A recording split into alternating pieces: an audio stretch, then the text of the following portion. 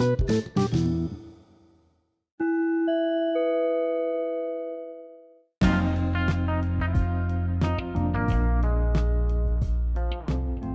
runner, gotta stop running sometimes. Hey, what's going on, yo? Why would you sacrifice knowing you could die with nobody by your side? She said, boy, you nice. Boy, you nice. Hard cold, like some water and some ice. Phantm Phuego, flame them up. These little fucks, I will go up and give them what they feeling stuck. Yeah, it's all I got. I'm going slow motion. Phantom bullets in the ocean. Yeah, I'm super coasting. Phantm Phuego soaring high like an eagle. Oh, come on, I'm just messing around. How y'all feeling, man? What's going down? It's your boy Phantm Phuego.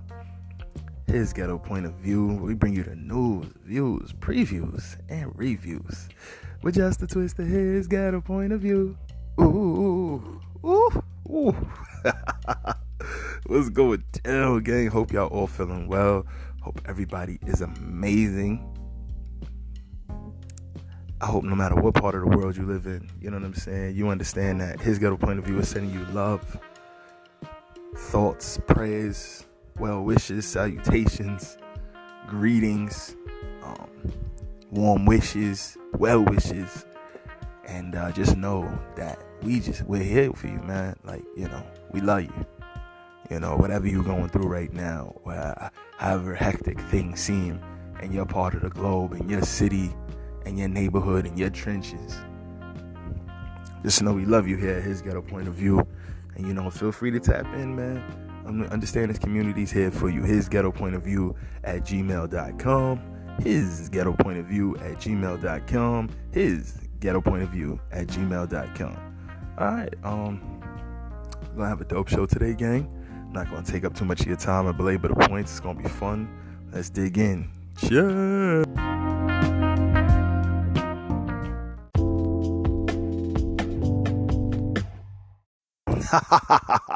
Yeah, gang. So an interesting turn of events happening.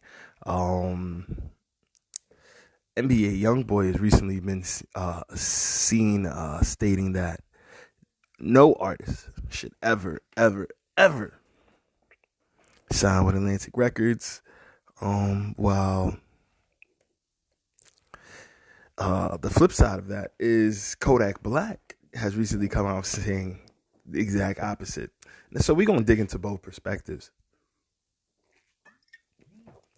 And just as a disclaimer, yes, Phantm Phuego did go to school and is personally acquainted with people who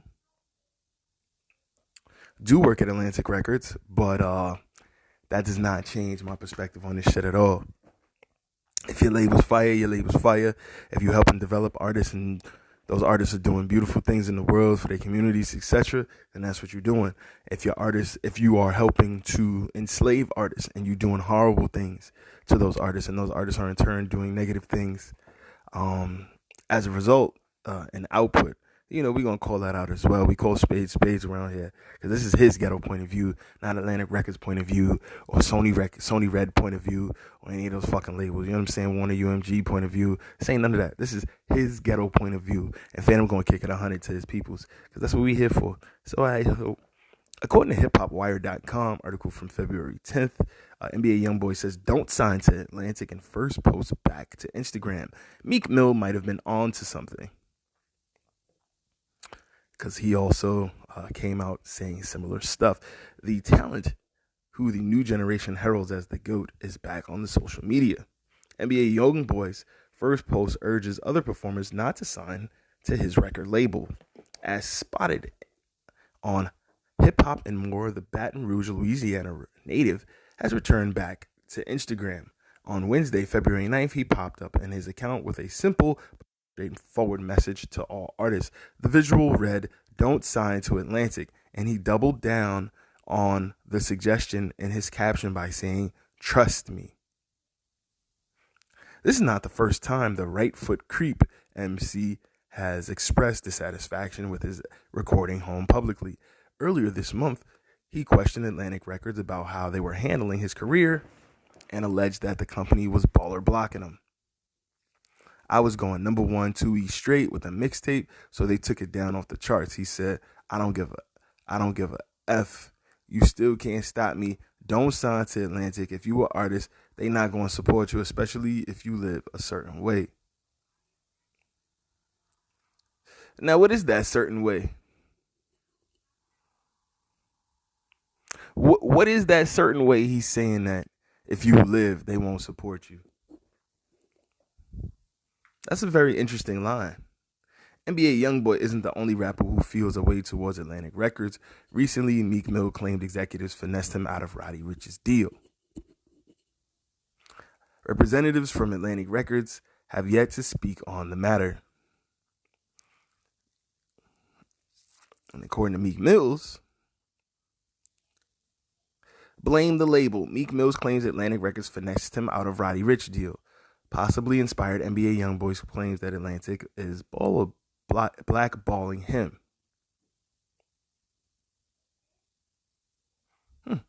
Okay, so of course, again, courtesy of Hip Hop Wired, Atlantic Records is having a bad week.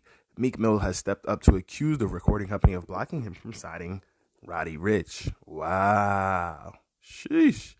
As spotted on Wrap Up Magazine, the Philadelphia, Pennsylvania native recently gave his recording home a piece of his mind. On Tuesday, February 1st, he took to Twitter to expose the alleged jig. So I made Atlantic Records hundreds of millions and let them rate me out of Roddy, an artist they came to me about in jail. They still saying I can't drop music until 9 months after my last album got blackballed. Just rapped Buildings and Nina art with it. He wrote, they didn't put nothing into Expensive Pain and then said I can't drop another project for 9 months at the end of my contract after I made them hundreds of millions. How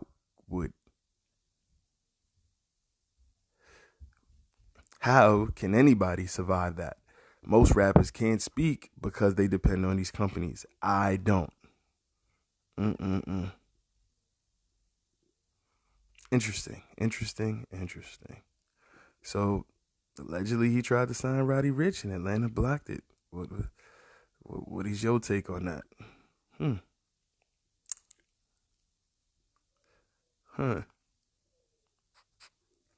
Very interesting. Good looks, Hip Hop Wired, for the reporting. Martin Barrios, appreciate you, bro. But so the flip side to this is that Kodak Black has come out as saying that you should sign to Atlantic.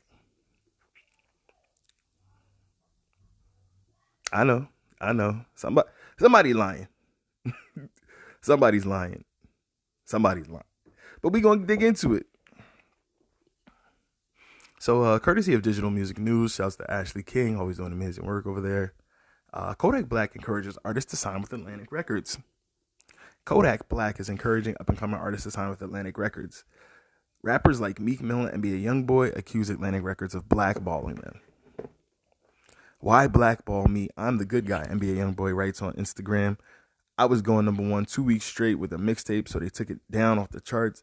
I don't give a F. You still can't stop me. Don't sign to Atlantic Records. If you're an artist, they not gonna support you, especially if you live a certain way.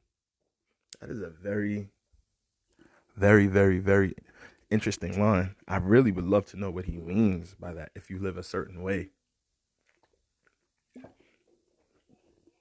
Does he mean like if you're a gangbanger? Like, I don't get it. I don't see them really not supporting and promoting gangbanging at Atlantic Records. It seems like the majority of the artists got a gangbang or do gangbang. Not got. Have to. That was okay. I'm about to get blackballed. Shit. Fuck. All right. The majority of their artists do have some gang affiliations on the Atlantic Records. A lot of the recent artists they've been signing, 22 G's, Ghost, Free to Ghost, by the way. A lot of these guys are, gang affiliated. So,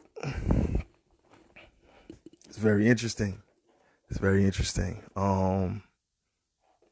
Yeah, man. I'm going down a long list of the artists that are on Atlantic Label's roster. I'm sure that would be the case. Actually, why don't we do that, right? Take a deep dive. Fuck it. Atlantic Records.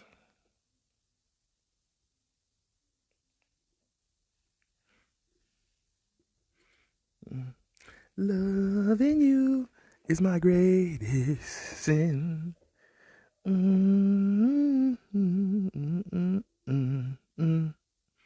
22 G's. A Boogie with the Hoodie. Mm-mm-mm. Wow, they have Aretha Franklin as a legacy act. Very nice.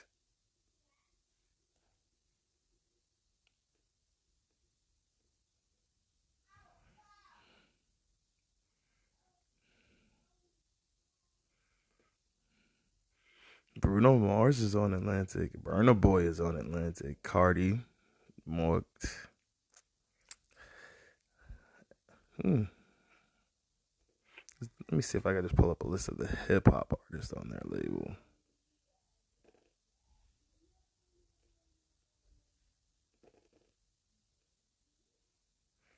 Mm-mm-mm. Migrating. Sin. No, I don't think it'll give me a list like that.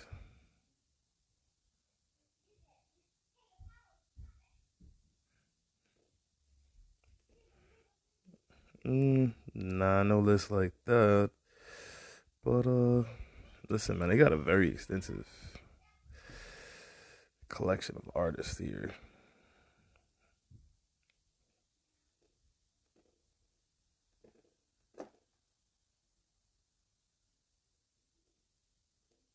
Mm-mm-mm. A lot of these artists, man, have some affiliations. Some affiliations. I will. Gang 51 E. Jones.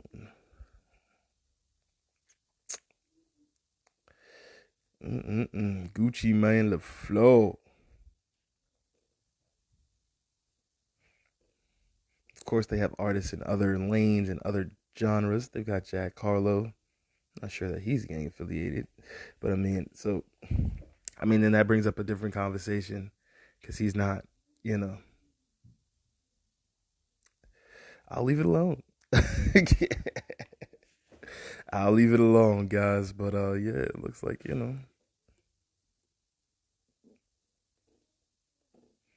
they've got some interesting things going on, and I will say I'll leave it at that. But so I don't know what he means by if you live a particular type of way. They seem to have a roster that's pretty diverse. Um, so I'd love for him to tap in and dig deeper into that comment. You know what I'm saying? Just for clarity's sake.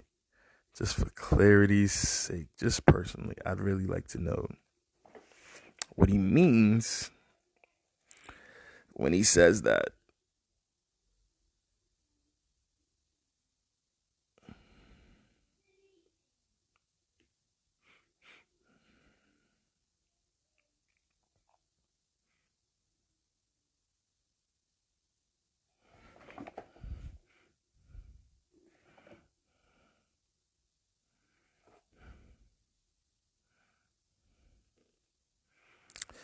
This world is crazy, man. I will say that this world is a crazy place.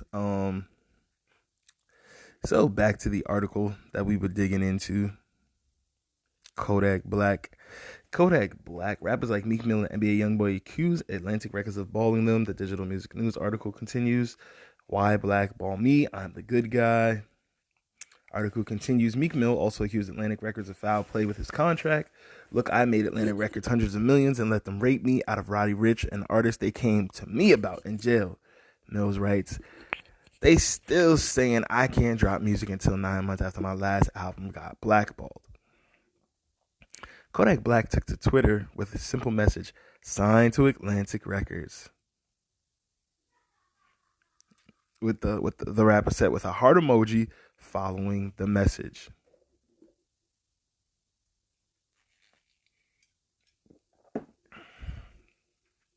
I mean, that's not really compelling.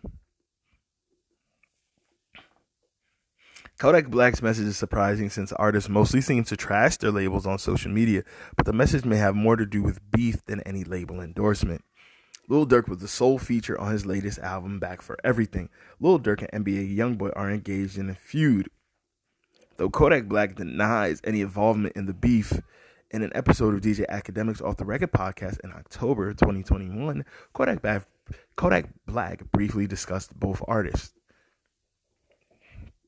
Both of them guys make great music. Kodak told Academics, YoungBoy, he a little bruh. Durk great too. Making great music. Excuse me, as long as a nigga don't come to find me and make me feel like I gotta pick no sides and no crazy shit, I ain't saying nothing. It's music at the end of the day.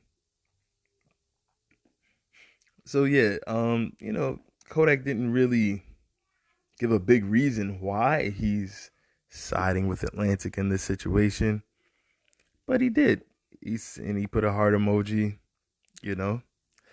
We will have to dig deeper into that. And more music news. It appears that the baby is getting back into the good graces of music's elite, as he has been put as on the bill of the upcoming Rolling Loud Miami. So Rolling Loud Miami Festival has revealed its 2022 lineup with headliners Kanye, Future, and Kendrick Lamar.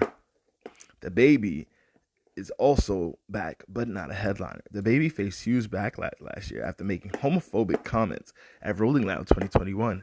The rapper is back in the lineup this year, performing on the second day in a 3-day festival. The baby was removed from Lollapalooza, Governor's Ball, Parklife Festival, Day in Vegas, Austin City Limits, Music Midtown, and the iHeart Music Festival last year due to his statements.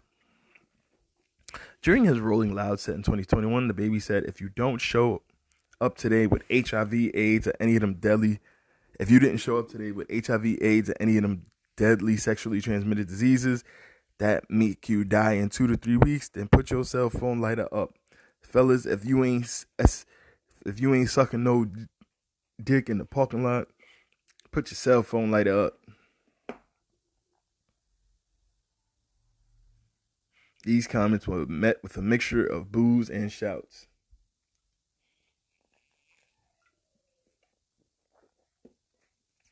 On July 26th, the rapper took to Instagram to clarify his comments. He said fans would never contract AIDS because they're not. His fans would never contract AIDS because they're not nasty gay niggas or junkies. I wasn't going on a rant, the rapper stated. That's called a call to action. That's what that's called, because I'm a live performer. I'm the best live performer.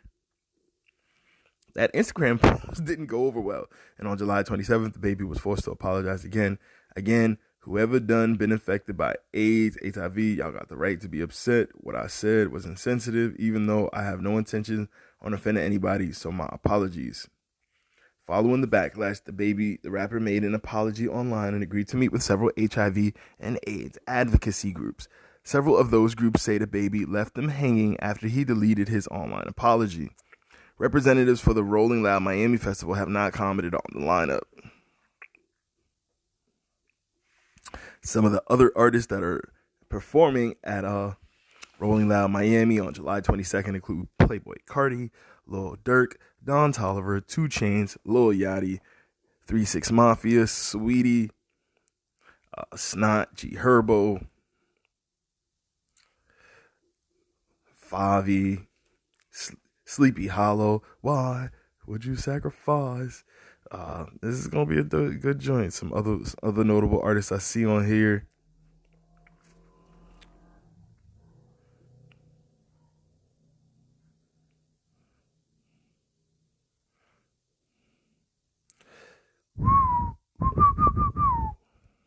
Mellow Rax, Oh Yeah Baby, Scory, Seco P, Lil Papa, Lil Darky.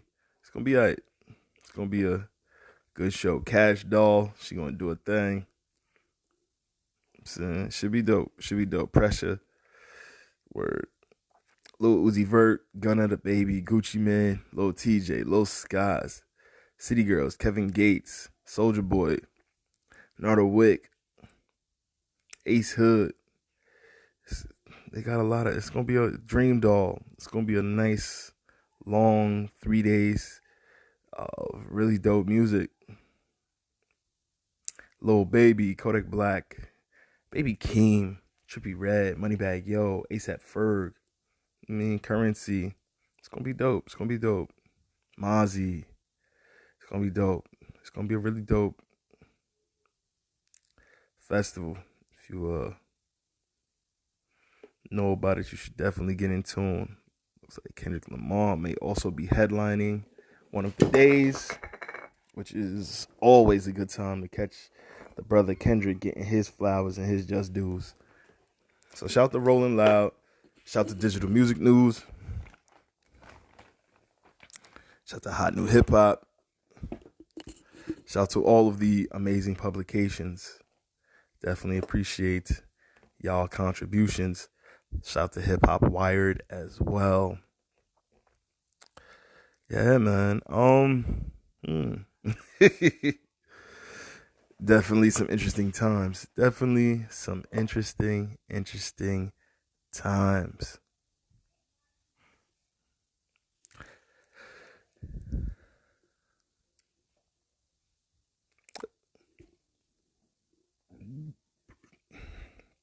Excuse me, very, very sorry. According to Billboard News, U.S. investigation launched into TikTok's effect on kids' health. The investigation was announced Wednesday by a number of states, courtesy of Lars Brandel. State attorneys general have launched a nationwide investigation into TikTok and its possible harmful effects on users' mental health, widening government scrutiny of the widely popular platform. What do you guys think about that?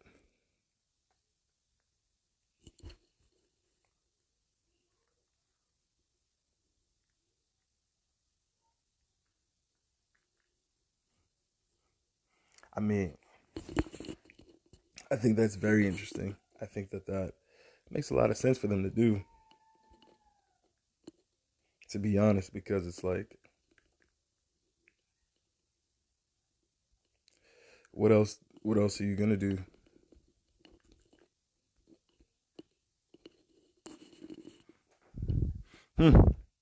So we shall see what comes out of this investigation. We shall see what comes out of this investigation. What do you think, though? Do you guys think that TikTok is good for people's brains? Do you think that it's healthy? Because I remember when Trump wanted to shut down TikTok, everybody said, "Nope, you're crazy. You're not doing that. You are not doing that. You are not doing that." So, according to the New York Times, as well, a coalition of state attorneys generals opened an investigation into TikTok. Dum, dum, dum. It's going down. It's going all the way down. And Yahoo reports same thing. In consortium of U.S. states announced that on Wednesday a joint investigation into TikTok's possible harms to young users of the platform, which has boomed in popularity, especially among children. Officials across the United States have launched their own probes and lawsuits against big tech giants as the national government has failed to pass new regulations due in part to partisan gridlock. That's a fancy way of saying the Democrats and Republicans fighting amongst themselves. The consortium of 8 states, team group of 8 states, will look into the harms TikTok can cause its young users and what the company knew about those possible harms, said a statement from California Attorney General Rob Bonta. Leading the investigation is a coalition of attorney generals from California, Florida, Kentucky, Cali. Wow, as liberal as they are. Interesting. Kentucky, Massachusetts, Nebraska, New Jersey, Tennessee, and Vermont. The investigation focuses, among other things, on TikTok's techniques to boost young user engagement, including efforts to increase the frequency and duration of children's use. Just getting them stuck in there for longer and longer periods of time, using the algorithms and the science to just kind of addict them. Crazy. Our article continues, we don't know what social media companies knew about these harms and when. Bonta said in a statement, our nationwide investigation will allow us to get much needed answers and determine if TikTok is violating the law and promoting its platform to young Californians. He added, TikTok's short-form videos have boomed in popularity with the youngest users, prompting growing concern from parents over the potential their children could develop unhealthy use habits or be exposed to harmful content. A series of probes and lawsuits. The platform welcomed the investigation as a chance to provide information on its efforts to protect users. We care deeply about building an experience that helps to protect and support the well-being of our community, TikTok statement said. We look forward to providing information on many safety and privacy protections we have for teens. They don't have none. As a user of TikTok, man, it's very easy to just get up in there and just find out all type of stuff about people, so stop. Social media's impact on young users came under renewed scrutiny last year when Facebook whistleblower Frances Haugen leaked a trove of internal documents, raising questions over whether it had prioritized growth over user safety. The documents were given to lawmakers, a consortium of journalists and U.S. regulators by Haugen, who has become a figurehead for criticism of the leading social media platform. While the rush of media attention on the issue and hearings before U.S. lawmakers, no new rules have drawn close to being enacted on the national level. And I don't think they will be, to be honest, because the people who run these apps make way too much money, and, they can simply tell the lawmakers the app's fine, and the lawmakers will just let it go. I'm just saying.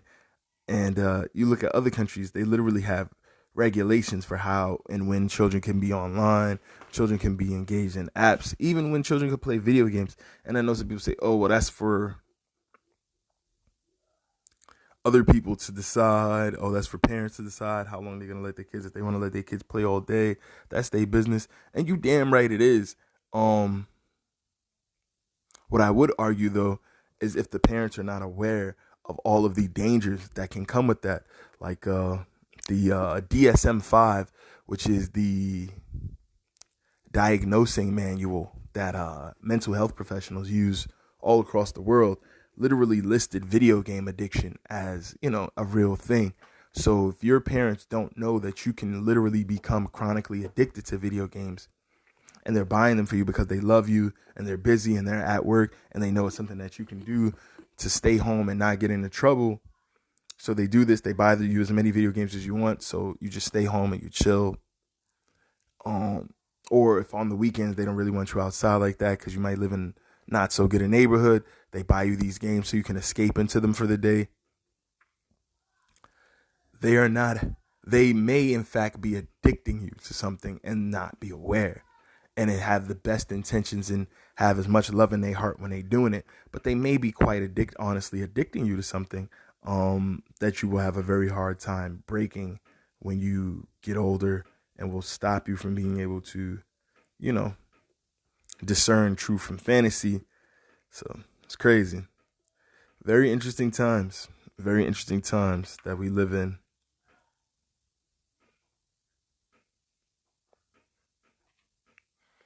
Very interesting times. So Tucker Carlson was called out after an alleged racist attack on Ketanji Brown Jackson, who has been nominated for the upcoming opening up seat on the United States Supreme Court. Congratulations to that young lady, Judge, Your Honor.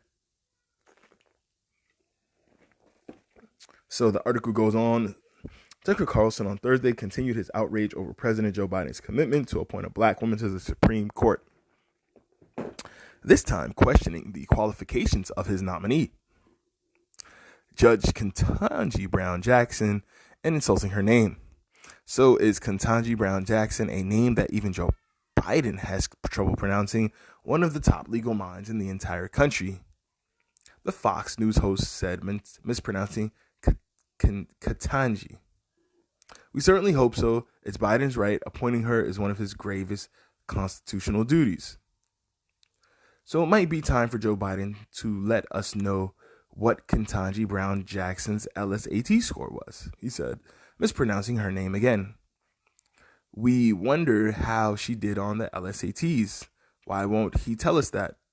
That would settle the question conclusively as to whether she is a once in a generational legal talent, the next learned hand.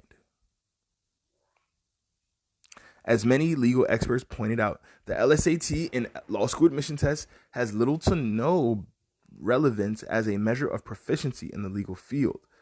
Carson was furious about the president's pledge to nominate a black woman to replace retiring Justice Stephen Breyer, a move that will bring much-needed diversity to the court. Why? How would that bring diversity to the court? There's literally black men on the court already. So are the black men on the court not bringing diversity to it? I'm trying to figure, and we have Justice Sotomayor, who for all intents and purposes, in some circles would be considered a black woman already. That's a Hispanic woman. Hispanic people are black, and we got to stop this. Are of the same native descent as we consider black people, quote unquote black people. They are our brothers. They were on the same islands. They were in the same bodies of land, maybe a bit away, and got raped and ravaged by the same conquering people. They may have been taught Spanish while we were taught English, but that does not change where all of us come from. This is bullshit.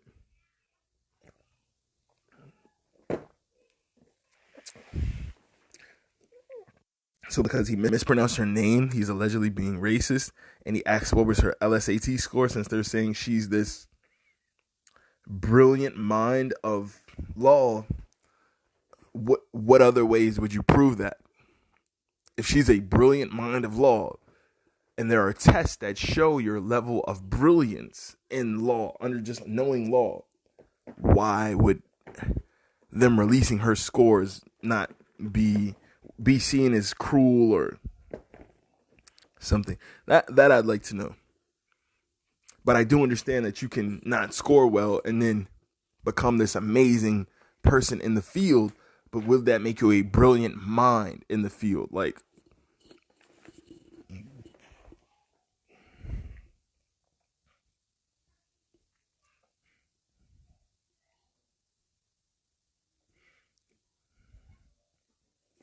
Okay, the article goes on, but according to Carlson at the time, Biden was confirming that a justice would not be chosen on the basis of legal acumen, intelligence, or wise judgment, or fealty to the Constitution of the United States, but on sex and skin color. I mean, I think any of us should have a problem with that if we want our judges to be chosen on legal acumen, intelligence, wise judgment, or fealty to the Constitution. No? If we just want them chosen based on skin color, we could do that. It's classic playbook material for Carlson, the article continues, who's notorious for his racist and misogynistic dog whistles, often targeting powerful women of color. When Vice President Kamala Harris was first elected to be Biden's running mate, Carlson repeatedly mispronounced her name, growing visibly irate when corrected by a guest. I don't remember Tucker wanting to know Justice Amy Coney Barrett's test scores or anyone else. For some reason, he's questioning Brown's and Jackson's intelligence. Or is he just asking questions? Former federal prosecutor Ron Filipkowski tweeted. Opening Arguments legal podcast noted the ridiculousness of Carlson's metric to measure fitness for the Supreme Court, just in case you weren't 100% positive that Tucker Carlson is a big old racist. Also, LSAT scores are probably the second dumbest metric you could use to evaluate a lawyer's fitness for the Supreme Court, just narrowly edging out the Wonderlic. What's a Wonderlic? Not sure. What is the Wonderlic? So the test that they use to, I hear people talking about what people's SAT scores are all the time. So why would your law school scores not?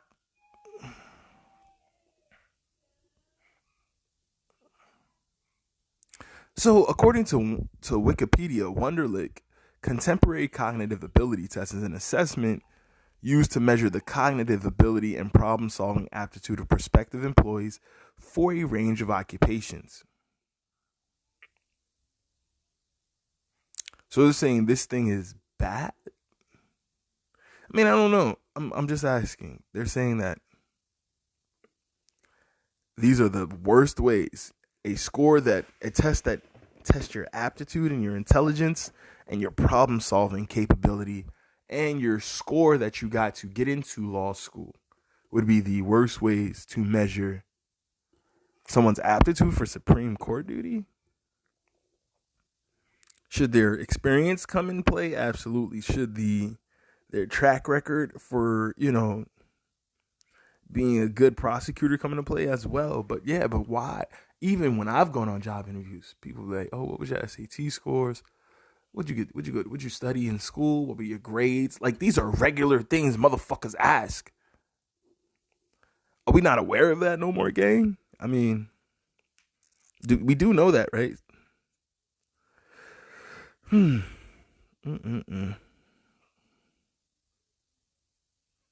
So the article continues. Jackson, a Harvard graduate, is currently a judge for the U.S. Court of Appeals for the District of Columbia Circuit, which she actually just got that job. She's previously served as a judge on the U.S. District Court for the District of Columbia for 8 years, right? She was also a public defender, and she would be the first public defender that actually be made a Supreme Court judge, if I'm not mistaken. She was also a former public defender and vice chair of the U.S. Sentencing Commission, and she clerked for Breyer during the 1990-2000 Supreme Court term. Very interesting. We're going to take a quick break, gang. We'll be right back. This is his Ghetto Point of View, bringing you the news, views, previews, and reviews, which has the twist of his Ghetto Point of View. Ooh, ooh, ooh. We'll be right back. Yeah, we back, man. So, listen, real quick, looks like Kendrick might be dropping a new album, y'all. And it's long overdue, and I'm here for it, to be honest. I'm really here for it, to be honest. So Kendrick Lamar new album confirmed ? This article is courtesy of hotnewhiphop.com. Just came out March 2nd. Rolling Loud tweeted and deleted that Kendrick Lamar headlining his festival in Miami means, quote unquote, exactly what you think it means. At the time, we didn't know that Damn would mark the beginning of a 5-year hiatus for Kendrick Lamar, who won a Pulitzer Prize off the back of his effort on that album. That's precisely what happened, though, commencing the start of a journey filled with speculation as to when Kendrick would return to the music scene, thankfully following Rolling Loud's announcement that the Compton-based rapper will be headlining its upcoming show in Miami this summer. It looks like we might finally be getting a new album soon. Kendrick's upcoming festival performance follows his appearance at Day in Vegas, where he went through some of his classics and told the audience that he would return very soon. His Rolling Loud set might be a little different, though, because according to since deleted tweet from Rolling Loud, an album could be on the way, as the festival says that Kendrick's headlining spot means exactly what we think it means. Kendrick headlining Miami again means exactly what you think it means, tweeted the festival organizers. It's been a long 5 years. Of course, this is suggesting that the beloved hip-hop stalwart will be coming out with a new full-length effort prior to his performance in July, which will excite millions of rap fans. Hopefully this isn't just a false alarm. It's time for Kendrick to make his return. Do you think we'll be getting a new album from Kendrick before Rolling Loud? Let us know in the comments and check out the deleted tweets below. Mm. Mm-mm-mm.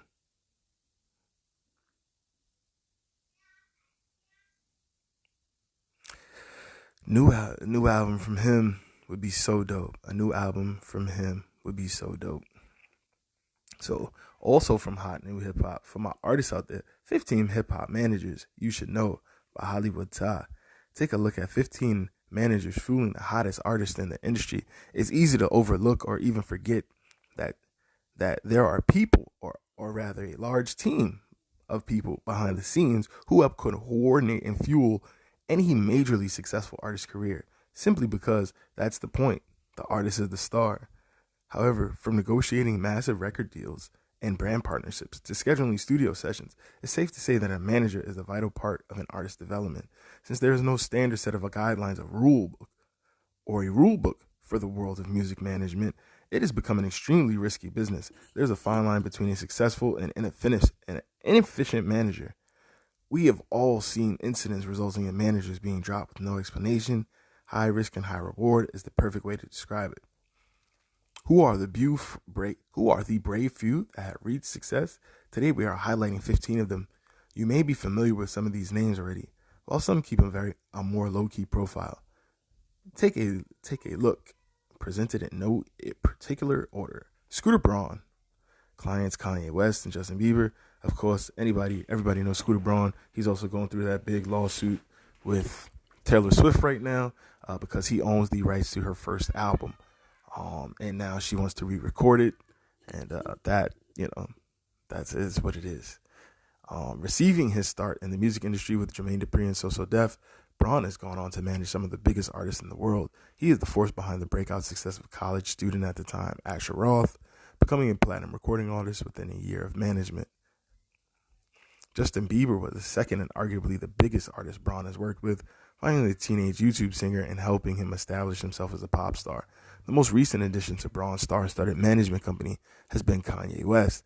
As the story goes, we'd been friends a long time, and all of a sudden, one thing led to another, and I told him, look, I probably shouldn't manage you. We're friends. The next day, I get a phone call from Adidas and Def Jam saying, we're told to deal with you, that you're in charge. I called Kanye and said, I thought we'd talk in a week. He goes, I don't have time to wait. You're in, and that was that. Clients. So next, Coach K. Yeah, Coach K. Of Quality Control. His clients include Lil Yachty, the Migos, Lil Baby. This legendary Atlanta manager is most notable for his work with two of these cities' trap music pioneers, Young Jeezy and Gucci Mane La Fleur. Brr. That doesn't say that in the article. I just thought I'd add that. Brr. Brr. It's Gucci Mane La Fleur. Nah. As co-founder of Quality Control, alongside fellow manager P in 2013, the two have quickly taken the label from obscure to household name. Coach K has an unmatched ear for finding talent, with his most recent add-ons being up-and-comers Lil Baby and Marlo. Through the success of his artists, Coach K has been involved in brokering deals with Nautica, Sprite, Target, Under Armour, and most notably the label's joint venture with Motown and Capitol Records. The QC label also recently got into the compilation game, dropping their first Control the Streets group project. Kai Henderson. Clients include 21 Savage. 21. Fairly new to the world of artist management, Henderson has not missed a step since getting on board with 21 Savage's management. 21 Savage is an album debuted at number 2 on the Billboard 200, but of course, he truly popped off when he released a joint album with Metro Boomin, impressively taking his career to new heights in the span of a year. Kai's expertise lies in social media campaigning, where she has years of experience at Complex Magazine and New York's 10 Deep clothing brand.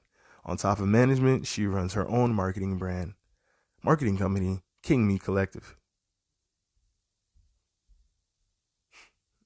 Anthony Sella. Clients include Nas and Future.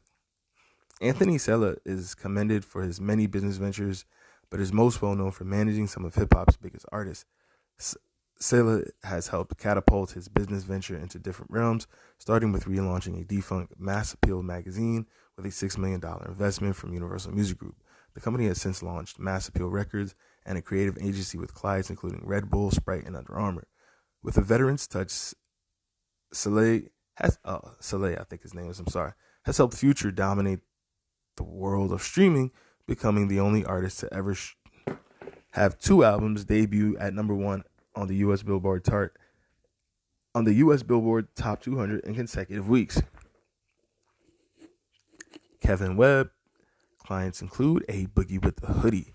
A Boogie with the Hoodie has helped propel a resurgence of sorts of the New York hip hop scene, and to that effect, we also should bestow some credit onto his manager, Kevin Webb.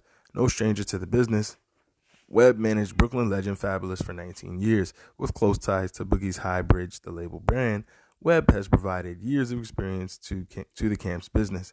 He has been an integral part of negotiating deals with companies such as a partnership with Luc Belair and Atlantic Records.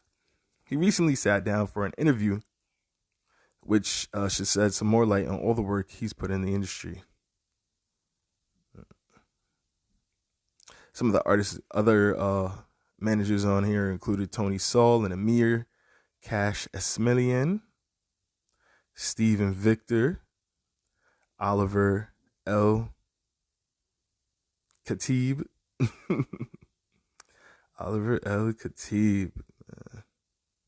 Ibrahim Ib Hamad, who manages J. Cole, Pat Cookeran, who manages Chance the Rapper, Dave Free, whose clients include Kendrick Lamar, Rico Brooks, whose clients include Metro Boomin, and Sunny Digital.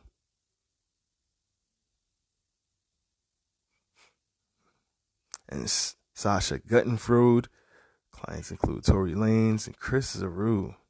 His clients include Logic and, of course, Dre London, who manages Post Malone, among other very dope people. Very dope article. Check it out in Hot New Hip Hop. Really interesting read. Definitely for my artists out there all around the world. These are people you definitely want to know. 15 hip hop managers you should know. Hollywood Tie article from January of.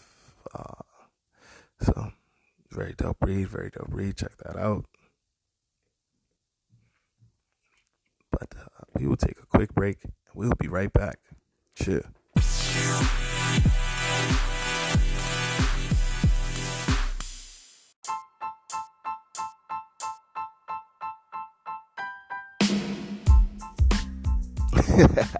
Yeah, guys, gotta keep the show short and sweet today. Definitely appreciate all of you guys that tuned in. Please tell a friend to tell a friend. Make sure you guys check the notifications. Wednesdays and Sundays is when we get to it. You know how we do it. It ain't nothing to it. But sometimes I produce the show so late at night that it may not get into your region until the following morning. So please make sure you hit your notification bells so whenever we go live, whenever the show's produced, you have it updated. But just know Wednesdays and Sundays is when we get to it. It ain't nothing to it. You know how we do it. Love, gang. See you guys on Sunday. Peace.